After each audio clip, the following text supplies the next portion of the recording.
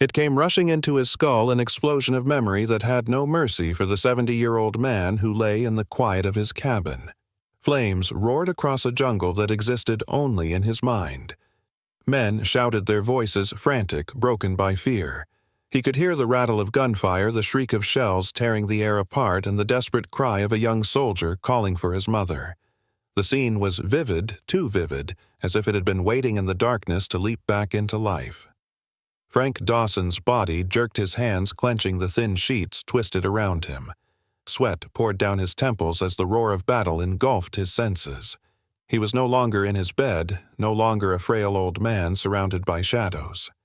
He was back there in the humid, suffocating chaos of a foreign war. He could smell the acrid smoke, feel the mud clutching his boots, taste the metallic tang of blood on his tongue. The images came faster now, the flash of a comrade's face before it disappeared in a spray of red. The weight of his rifle, the sound of his own voice screaming an order he could never take back. The echo of that command retreat thundered in his ears, but it had come too late, and too many had already fallen. God. No. His voice cracked in the emptiness, words clawing their way out of his throat. His eyes flew open, but the war clung to him, refusing to dissolve. He reached out blindly in the darkness, his fingers trembling as if they still clutched a weapon. Silence slowly crept back, but it was not kind. It was the kind of silence that exposed how alone he was. No men beside him, no radio crackling with desperate calls. Just the faint hum of the old refrigerator in the corner of the cabin and the heavy thud of his heart. He lay there, gasping, trying to separate the dream from the room around him. Frank Dawson sat up, his breath ragged. The faint moonlight slipped through the blinds, drawing pale bars across his lined face. His shirt was soaked through, sticking to his back. He pressed his palm to his forehead, feeling the uneven ridges of the scar that carved its way across his scalp. It pulsed with pain, as if the wound itself had chosen this moment to remind him it still lived beneath his skin. He reached for the small lamp on the bedside table, his fingers fumbling until the light blinked on. The room, sparse and worn, offered no comfort. The peeling wallpaper, the battered dresser, the crooked picture frame of a young couple smiling in a different lifetime. It was all a reminder of years gone, people gone. The nightmares always ended this way, in a room that felt too large for one man, a silence that was too heavy to bear. Frank swung his legs over the side of the bed. His knees ached stiff with age, but the pain in his head outweighed it all. He rubbed his temples, willing the memories to crawl back into the shadows they had escaped from, but they never obeyed. They lingered in fragments, the cry of the dying, the flash of an explosion, the unshakable guilt that sat in his chest like a stone. He stood and walked slowly toward the corner of the room where a wooden box rested on an old shelf. Its edges were worn smooth by decades of being opened and closed. He lifted the lid with hands that trembled not from age alone, but from the weight of what the box carried. Inside, gleaming faintly in the lamplight, were medals of honor, ribbons, faded metal dulled but still heavy with meaning. They were supposed to be symbols of bravery, of sacrifice, of service. But to Frank, they were ghosts. Each medal was a face, each ribbon a name carved into stone. He picked one up, the silver cool against his fingertips. His reflection wavered in its surface, an old man with haunted eyes staring back. The medal had been pinned on him once in front of cameras and applause, but the sound he remembered most was the silence of the men who never returned to receive theirs. With a sharp breath, he closed the lid. The box snapped shut like a coffin, and he leaned against the shelf, head bowed.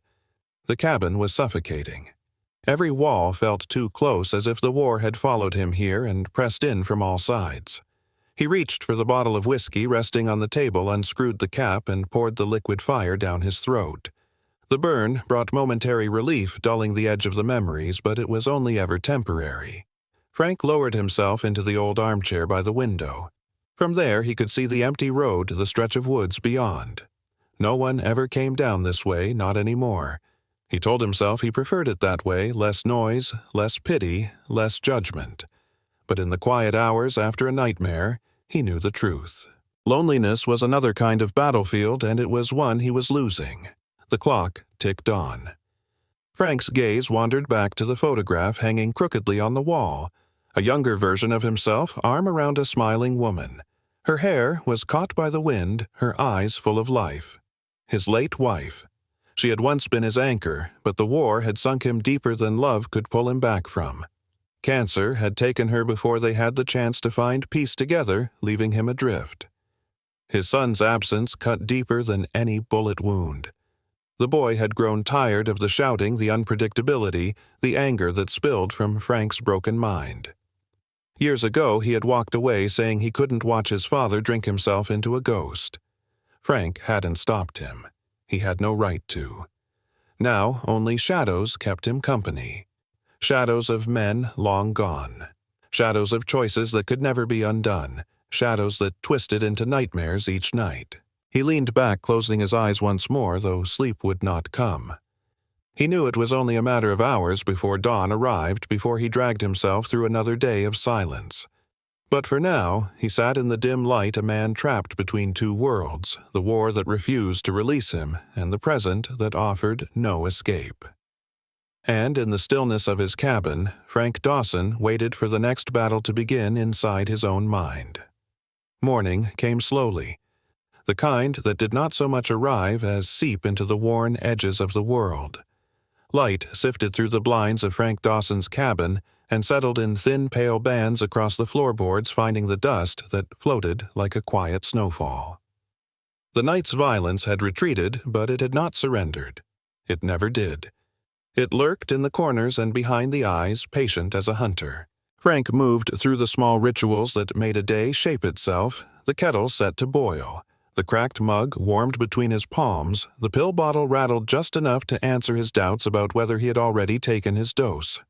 His hands shook a little, but less than they had an hour before. He stared through the window as steam unfurled over his face, letting the heat sting his skin. The woods beyond the road were still.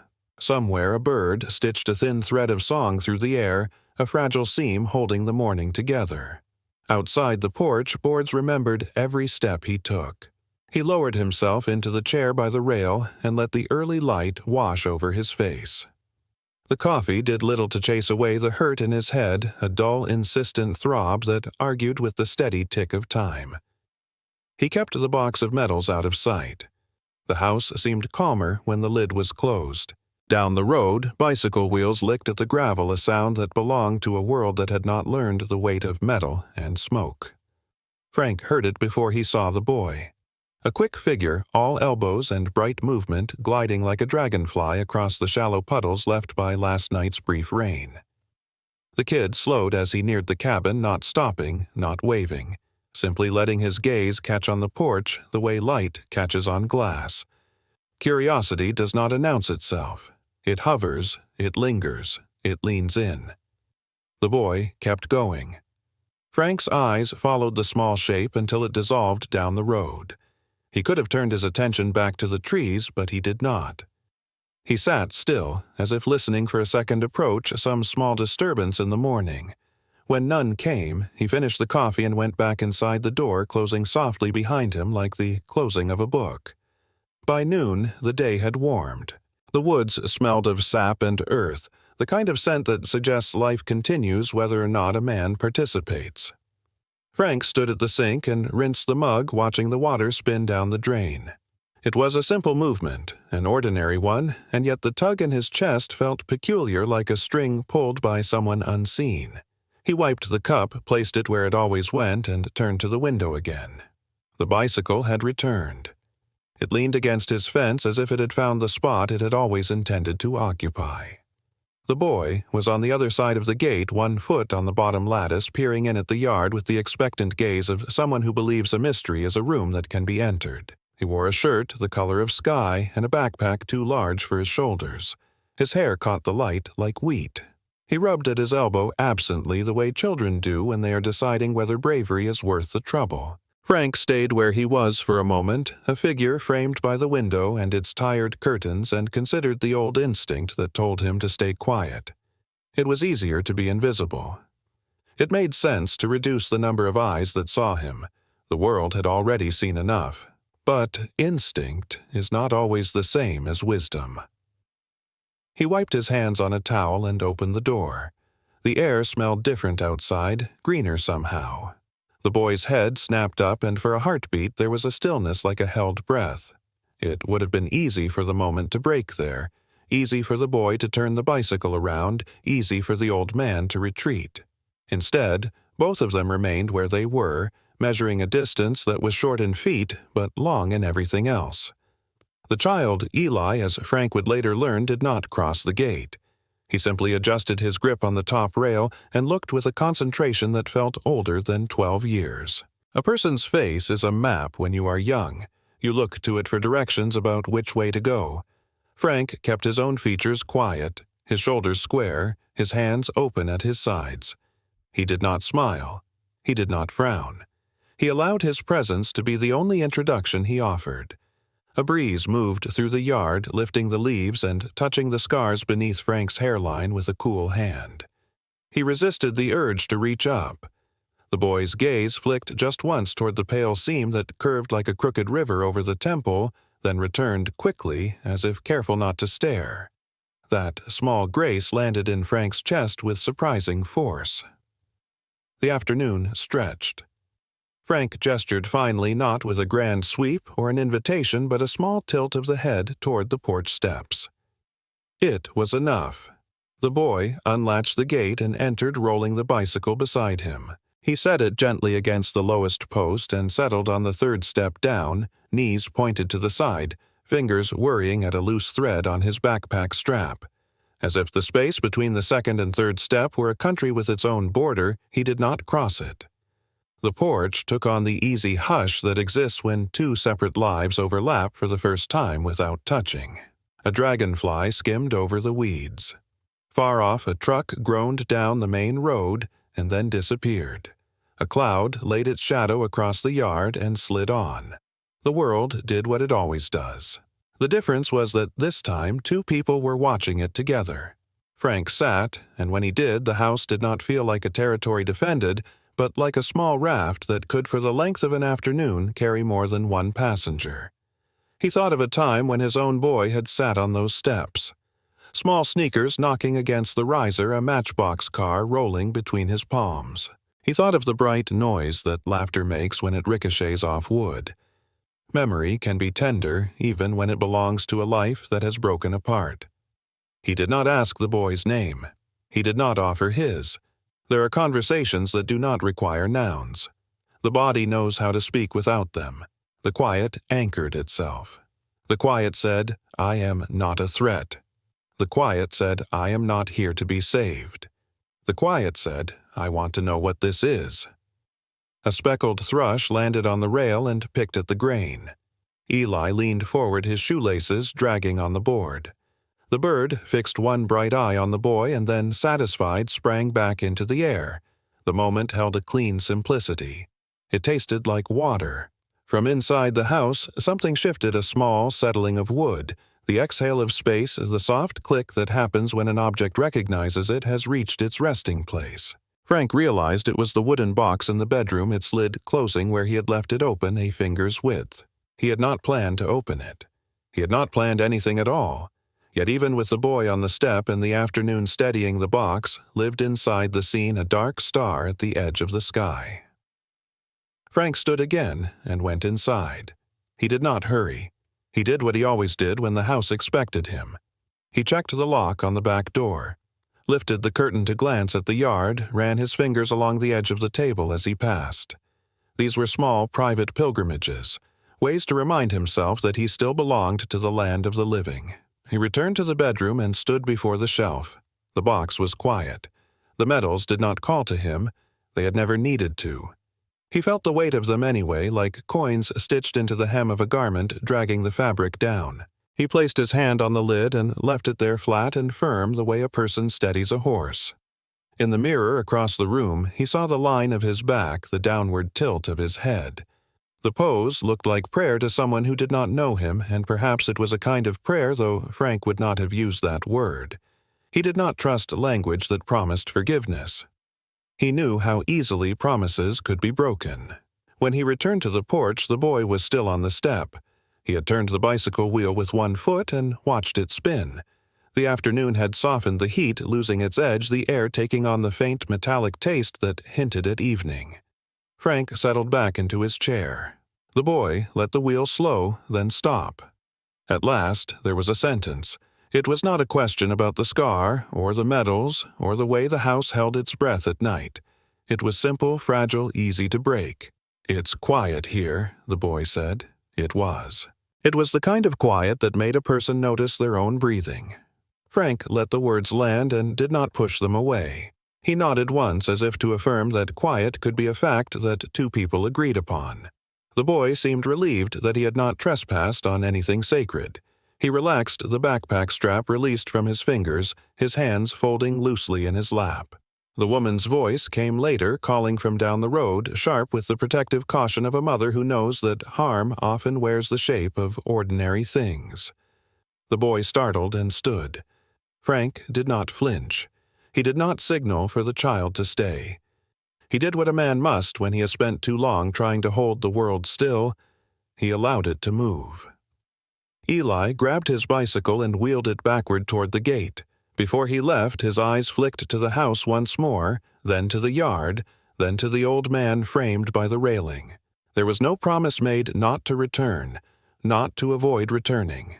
There was only a line drawn lightly through the afternoon, a mark that would be easy to miss unless you knew what to look for. He slipped through the gate and was gone, the bicycle, a quick, bright thing traveling back toward town and its ordinary streets. The porch reclaimed its hush. Wind pressed a leaf against the screen door and left it there like a note. Frank remained seated, listening to the receding clatter of stones under tire. He told himself nothing had happened. He told himself the day would fold away like all the others, and by nightfall the house would remember how to be a fortress again. Yet, inside his chest, where the war had built a bunker to store every memory too heavy to carry, a small, unexpected window had cracked open. Through it came a thread of air cool enough to make a difference. He found himself breathing more deeply. He held that breath without meaning to, as if savoring a taste he could not identify. He rose with the slow care of a man who has learned not to startle his own body. The yard needed tending. The fence lean had worsened near the south post. The weeds were staging a quiet coup along the porch skirt.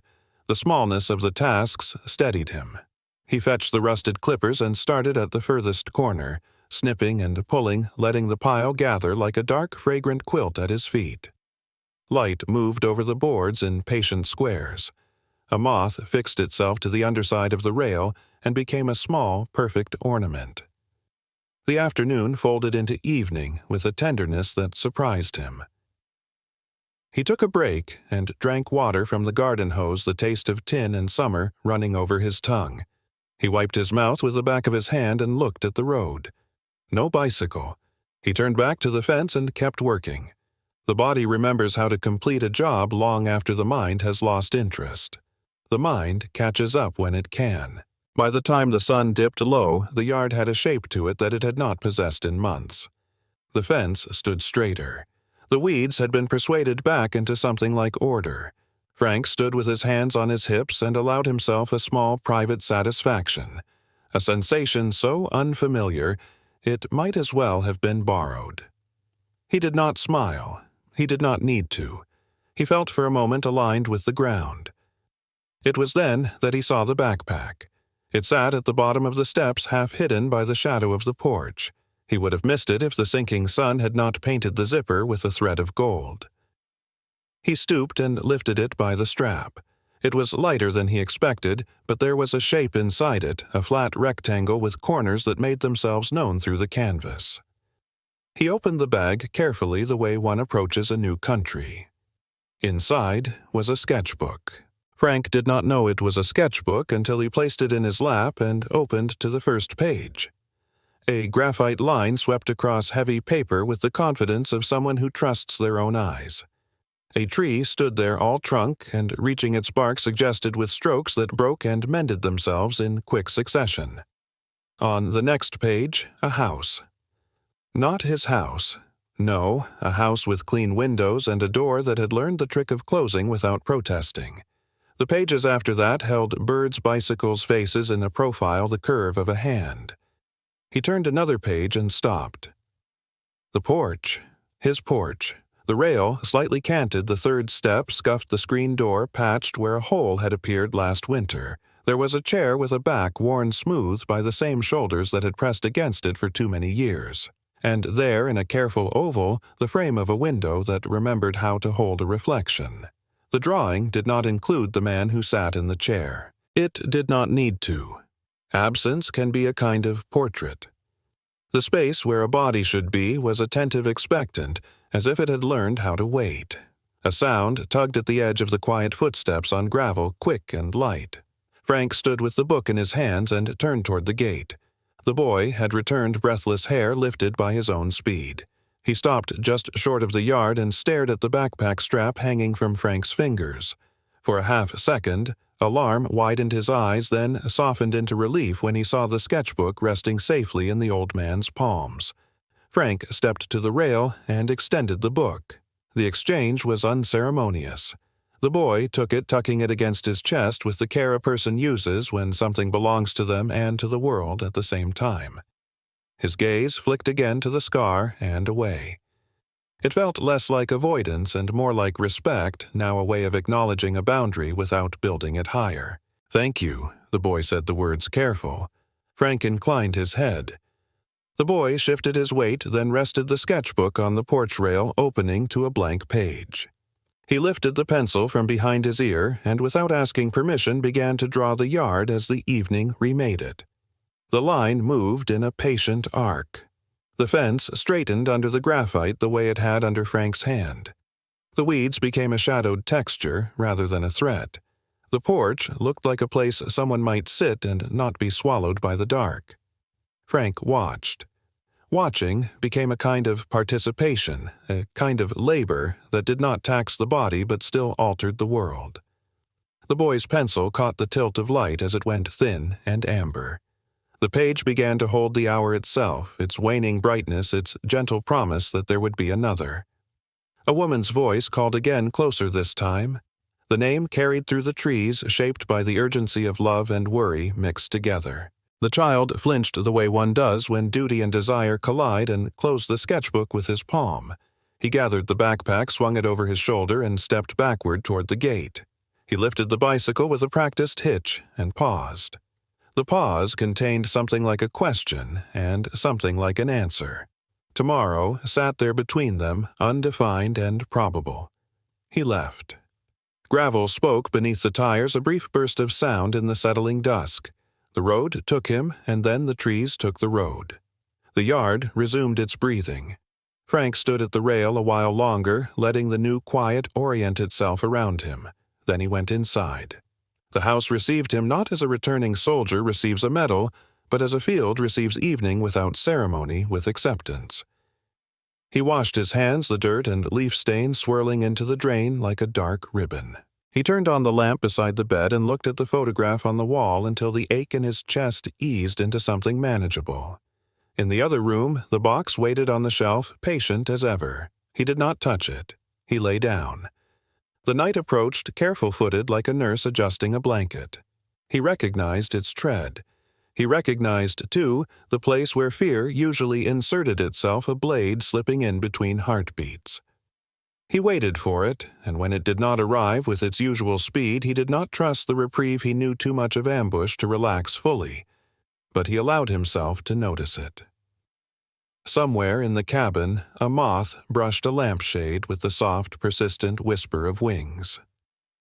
Outside, a fox barked once and then retreated into its own business. The trees stood witness. The road lay still. A sketchbook had been opened on the porch and closed again. A boy had seen the way evening sits on a fence when a man has done his work. The world, against its own habits, had made a little room. Frank turned his face toward the window. He did not ask anything of the dark. He did not offer anything to it. He took a slow breath. If the war came back to him that night, and it would because it always did, it would find a new detail waiting in the house it had trespassed for years. It would find a faint mark on the air where a pencil had drawn a railing made straighter by a pair of old hands. It would find on the third step from the bottom the ghost of a child's weight and the shape of patience left behind like a signature. It would find, perhaps, that the terrain had shifted by an inch. and sometimes an inch is the difference between falling and the chance, however tentative, to stand.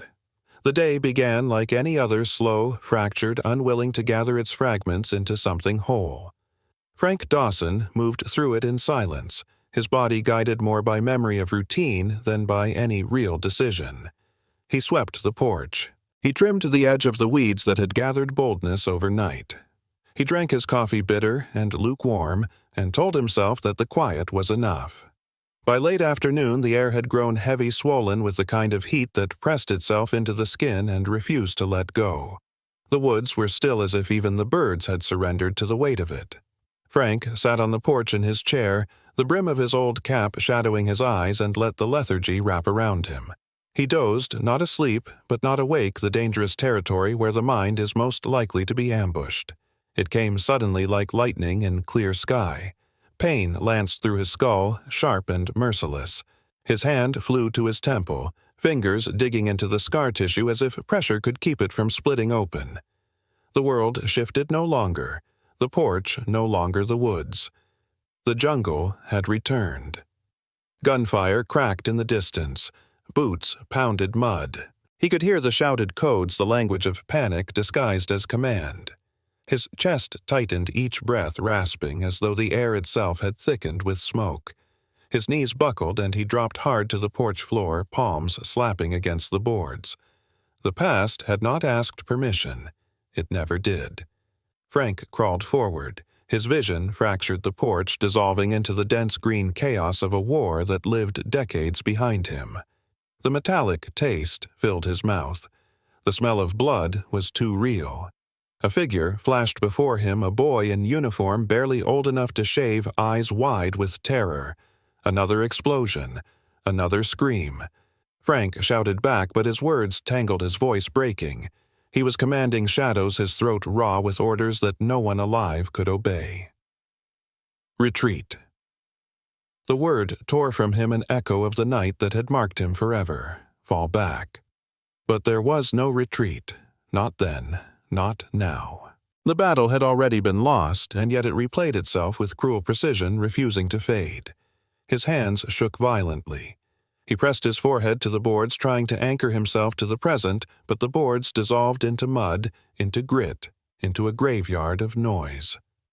The sharp creak of the gate broke through. Small feet scuffed the gravel.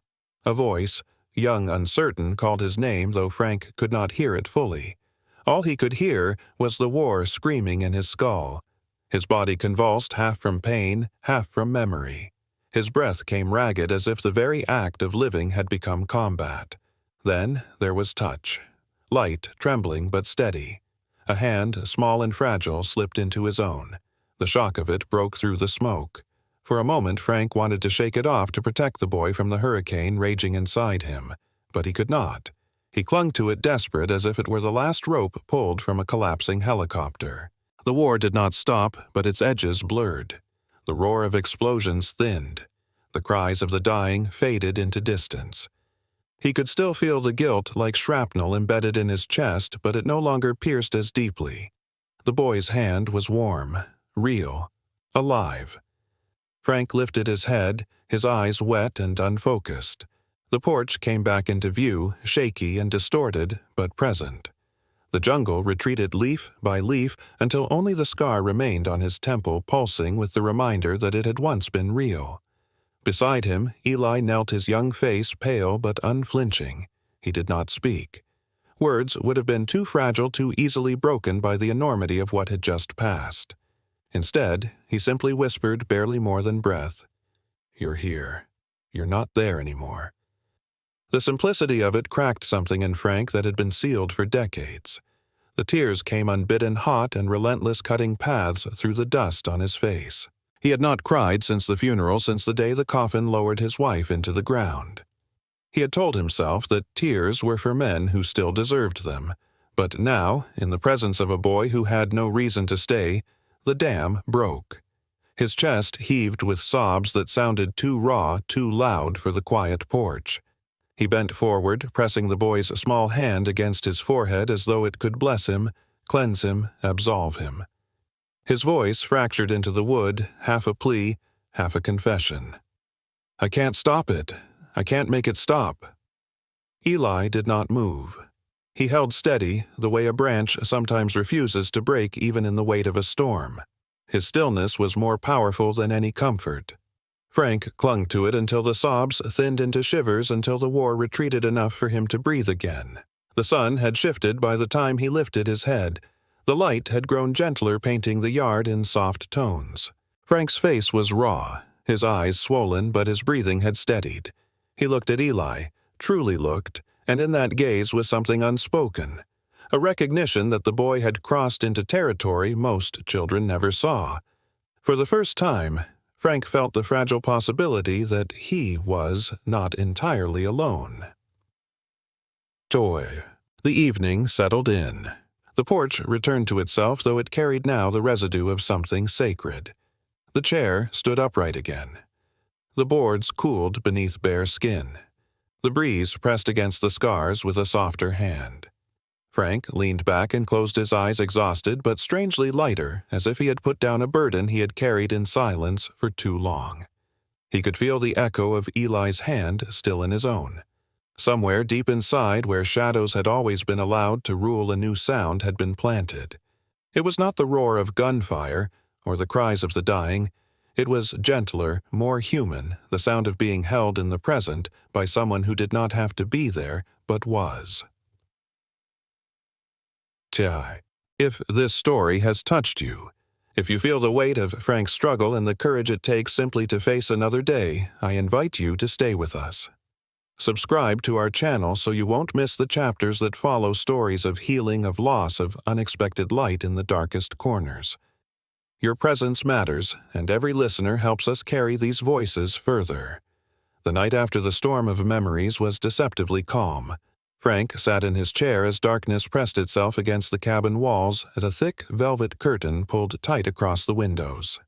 Eli had gone home long before his retreat, marked by the faint squeak of bicycle wheels vanishing into the dusk. What lingered was not silence, but an ache, deep, corrosive, relentless. The boy's presence had cracked something open inside Frank, and cracks do not heal by pretending they aren't there. They spread. They demand.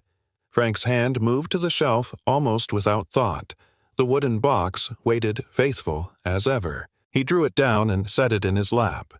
For a long while he did nothing but trace the grain of its surface with a finger, circling knots, following lines. He felt like a priest before an altar, terrified of the ritual he was about to enact, yet bound to it all the same. He lifted the lid. The metals gleamed faintly, dull light settling on the ribbons like ashes. But beneath them, hidden beneath the trappings of honor, lay envelopes yellowed brittle, still sealed with decades of dust. Letters, reports, documents he had folded and tucked away, never daring to burn, never daring to reread. Evidence of what had happened. He pulled one free, his fingers clumsy with tremor. The paper crackled as though protesting its resurrection. The words blurred at first, his eyes wet from exhaustion. Then they sharpened. The report was simple. A record of an order given under pressure, the coordinates miscalculated, the retreat delayed. A squad caught in the open, their lives erased in minutes. His name signed at the bottom, neat and official, the ink as damning as any bullet. Frank pressed the letter against his chest and bent over it, a sound escaping his throat that was not quite a sob, not quite a growl. The weight of the paper was nothing, but it crushed him all the same. It was not the medals that had haunted him all these years, it was this. Proof that he had been the one to seal the fate of boys who had looked to him for direction. He whispered their names into the darkness, names etched in his memory like scars. Each syllable was a gravestone. He had tried to bury them beneath silence, beneath drink, beneath decades of solitude. But graves do not stay closed forever. The dead knock, and if you do not answer, they knock louder. The knock came the next morning, not from the past, but from the present. It was sharp, insistent, cutting through the morning hum of cicadas. Frank startled, the letter still spread across the table. He shuffled to the door, expecting no one, wanting no one. But when he pulled it open, the figure on the porch was no stranger. His son stood there. Time had carved him differently. Broad shoulders, lines around the eyes, the rough edge of a beard, but Frank knew him instantly. Blood recognizes blood even when distance has stretched it thin. For a heartbeat, both men stared, the years between them hanging heavy as chains. His son's eyes scanned the cabin, the unkempt yard, the man who stood bent but unbroken. His mouth tightened a flicker of something between anger and pity. He did not step inside. Frank's grip on the doorframe tightened until his knuckles whitened. He wanted to speak, but the words jammed in his throat. It had been so long since they had shared anything but silence. "You're still here," his son finally said, the voice low, carrying more accusation than greeting. Frank nodded, unable to trust his tongue. The younger man's gaze landed on the table inside, on the spread of medals and letters. His brow furrowed, recognition dawning. He stepped closer, though not into the room, as if the threshold itself demanded allegiance he wasn't ready to give. "Is that what you've been holding on to all these years?" he asked, his tone sharp, brittle. "Bits of metal and paper, while I had to carry the weight of a father who was never really there." The words sliced deeper than any shrapnel. Frank flinched, but did not retreat. He looked down at his scarred hands, at the trembling veins that mapped them. He tried to form an answer, but what emerged was only a hoarse whisper. "I gave the order," he said, more to the floor than to his son. "I sent them to die, and I've been dying with them ever since." The confession bled into the air thick and raw. His son's face stiffened, the lines hardening as the meaning settled in. For a long moment, neither moved. Frank felt the collapse inside him, the certainty that whatever bridge might have existed had been burned before it could even be built. But then his son did something unexpected. He looked away, out toward the road, his jaw working as if he was chewing on words too bitter to swallow. When he looked back, the anger had not vanished. But behind it, there was something else. Confusion. Grief, maybe even recognition.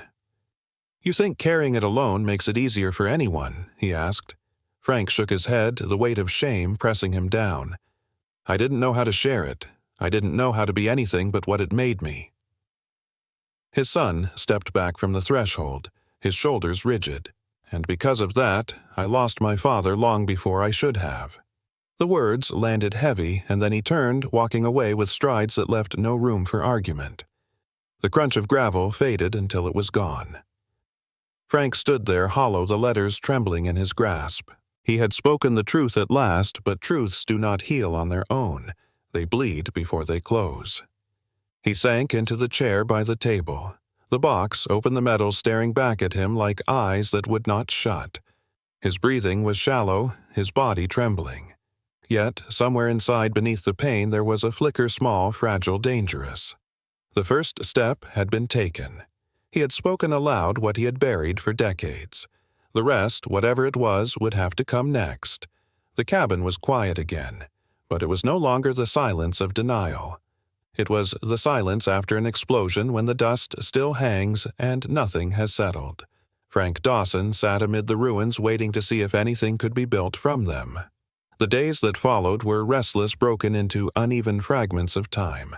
Frank moved through them like a ghost wandering his own house.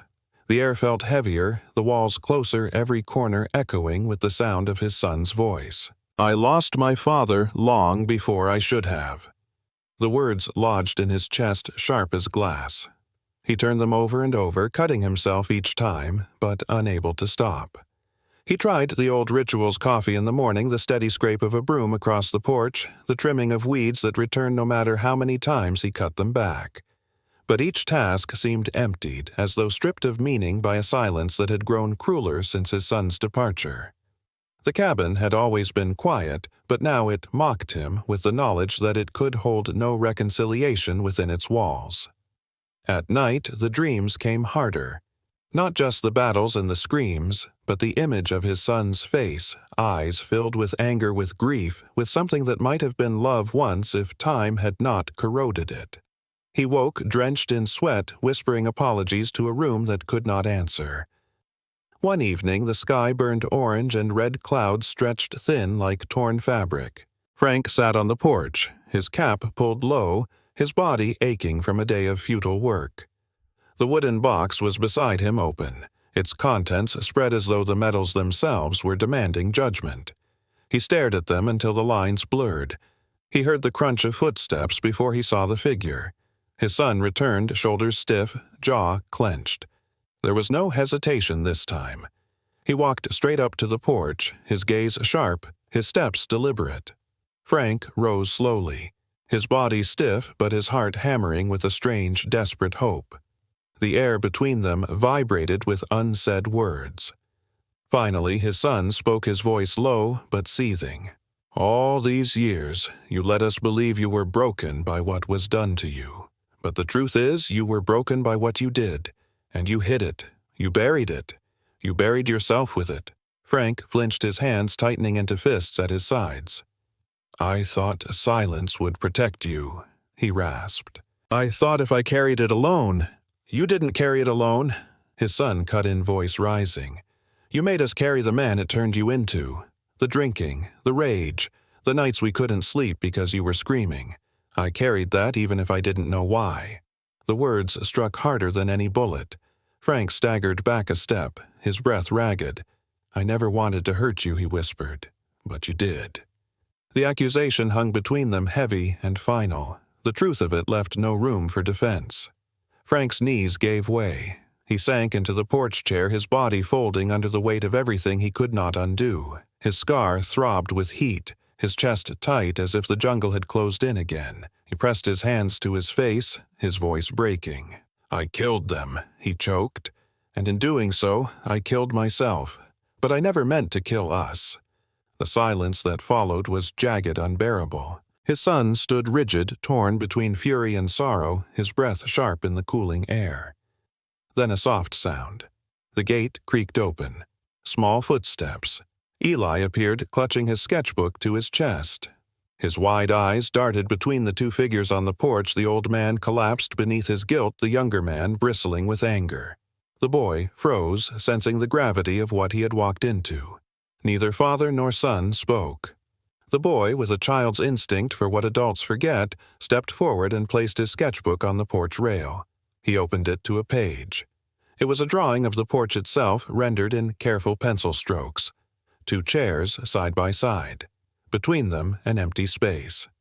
Frank lifted his head, eyes red, breath shallow. He stared at the drawing as if it were a mirror reflecting the gap between him and the son he had lost. His hands trembled. Eli said nothing. He didn't need to. The picture was the language. Frank's son looked down at it, his expression hard at first, then slowly softening. His shoulders loosened, his jaw unclenched. He glanced at his father, at the brokenness, at the raw honesty in his tears. Something shifted. The breaking point had been reached, but instead of collapse, there was a chance for fracture to become opening. Frank reached out his hand, shaking palm up. Not a command, not an apology, not even a request, simply an offering. His son hesitated, torn between anger and love, past and present. The boy's drawing lay between them, a quiet reminder that the space could be filled. For the first time in decades, the possibility of forgiveness stirred in the air.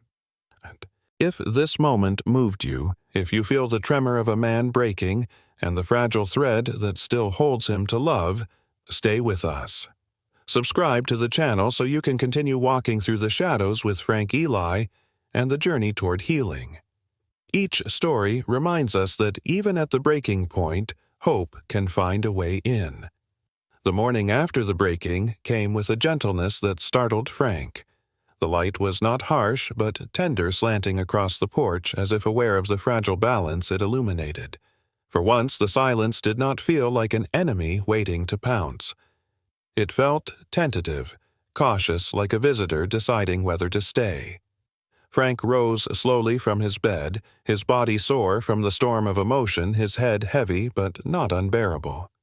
He walked through the cabin with steps that were deliberate, not the staggering of a man fleeing ghosts. The wooden box remained on the table where he had left it, lid open, metals gleaming like reluctant stars. He did not close it. He did not shove it back into the shadows. He let it breathe in the morning air. Outside, the world was ordinary. A squirrel skittered along the fence. A bird stitched a thread of song between branches. The ordinary had always felt like mockery before, but now it offered something else, a reminder that life does not need permission to continue. Perhaps he could learn from that. Later that week, he found himself sitting in a small office at the edge of town. The walls smelled faintly of lavender. A clock ticked softly above the bookshelf. The woman, across from him, Dr. Harper, a therapist recommended by a veterans program, watched him with quiet patience. Frank's hands gripped the arms of the chair as though bracing against recoil. He spoke haltingly at first, words dragging like rusted machinery. But once released, they came in torrents: the battle, the order, the faces that haunted him, the silence that had buried him alive. His voice broke. His eyes burned, but he kept going. And Dr. Harper listened. She did not flinch, did not judge. She let his truth take up space in the room, and for the first time Frank felt the burden shift, not gone, never gone, but shared. He returned again and again. Each session peeled back layers of armor he had worn for too long. The scars on his head would always remain, but the wound inside began to breathe. At home, he started to write. The notebooks piled on the table filled with cramped handwriting, shaky lines, confessions written as though each word might carve open a vein. He wrote about the jungle, about the comrades he lost, about the boy he had been, and the man he had become. He wrote not to glorify, not to justify, but to witness. He owed them that. He owed himself that. Eli came often, sketchbook in hand. He sat on the porch drawing as Frank wrote, the scratching of pencil and pen weaving together like music. Sometimes Eli showed him the drawings, the cabin, the woods, the faces he imagined for soldiers he had never met. Sometimes he simply left the pages blank, waiting for Frank's stories to give them shape. And his son, hesitant at first, still raw with hurt, began to return. The first visits were short-clipped, heavy with silence. But silence, too, can evolve. Slowly, it became less of a wall and more of a pause between tentative words. They did not fix decades in a day, but they sat together. Sometimes that was enough. One afternoon, Frank stood before the wall in his cabin. The medals once hidden now hung in careful rows.